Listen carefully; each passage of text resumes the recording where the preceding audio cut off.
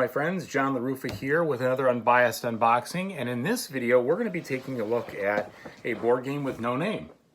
No, just kidding. It's Epoch Early Inventors. Okay, so I was able to pick this one up, and it looks kind of like an interesting game. I hadn't heard of it before.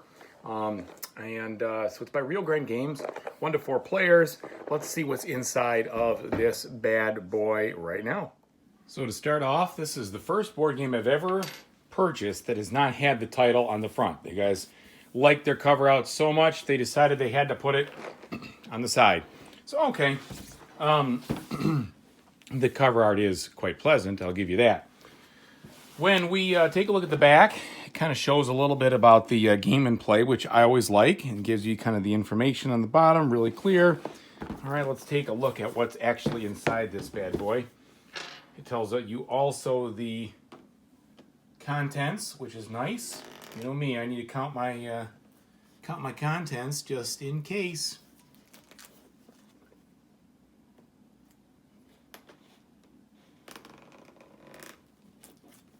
All right.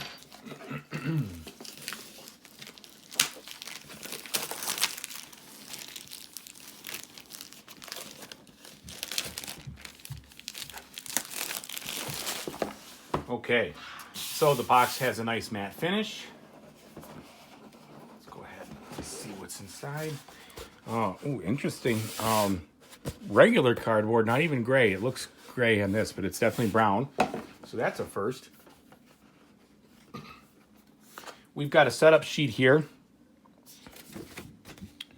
All right, it looks like also a spot to track your victory points. Okay. Okay, let's try that again with the camera mounted more securely this time. Good thing there's carpet down there.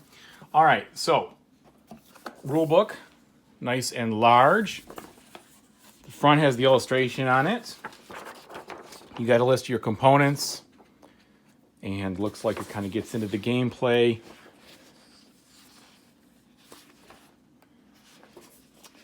So there is a lot of detail in this rule book. I've actually pre-read it before I got the game. Take a look and see if it was something that I wanted to do. And the rule book itself seems to be laid out sort of like these are all the things you can do.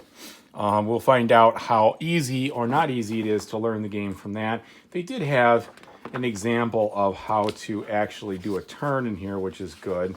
But it definitely seemed like, yeah, here's your example of your turn. It seemed like it's, you know, one of those things that you have a lot of sandboxy-like actions you can do. You can get a lot of different things, which is kind of what I was intrigued by the game. All right, so anyway, rule book's okay, and it had the solo rules in there. You know, no real turn order or anything like that on the back, but maybe that's okay. We'll see how the components look. Maybe they've got a player aid or something in there for me. All right, so here's our cardboard cutouts. Nice, a little bit bigger than standard thickness. That'll be good because I know there's a lot of cardboard in this game. The illustrations look just fine, and these tokens aren't going to be too thin. They have a matte finish. I like that. Okay, so we've got a couple of these here with the different components. Similar, so it looks like you have 3 boards of those. Then some much larger cardboard here. All right, so you do have some different shapes, different things. Probably gonna have to bag those, no problem. Oop. Here is another player aid with the setup and a score track. There's 2 of those. Interesting. All right, and then another one of these sheets here. So yeah, definitely lots of different thematic looking pieces with the cardboard. Nice thickness, I like that. Always bugs me a little bit when things are a little bit too thin, where they're going to get flimsy. So all these components so far look very good. I like to see that. Okay, oh good, turn overview, that's what we're going to need. A couple of these bad boys. So it looks like they give you 2 of these.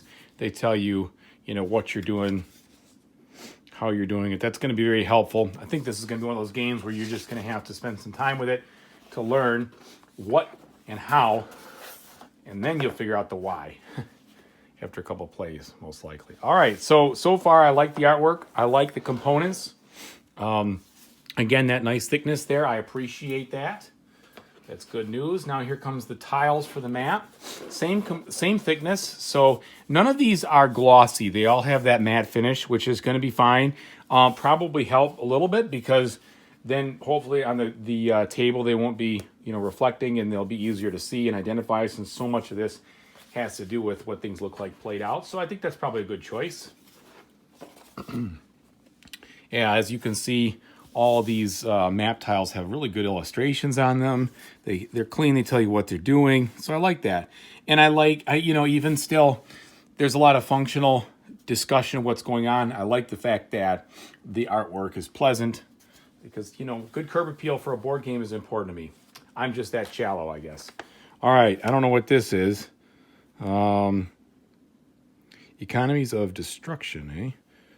Want to know more about the prehistoric period. All right, well, it's a little plug maybe for the university courses. Here's the wooden components. These seem to be large and chunky, but fairly standard. Also wooden components. I've seen these before. Those little huts.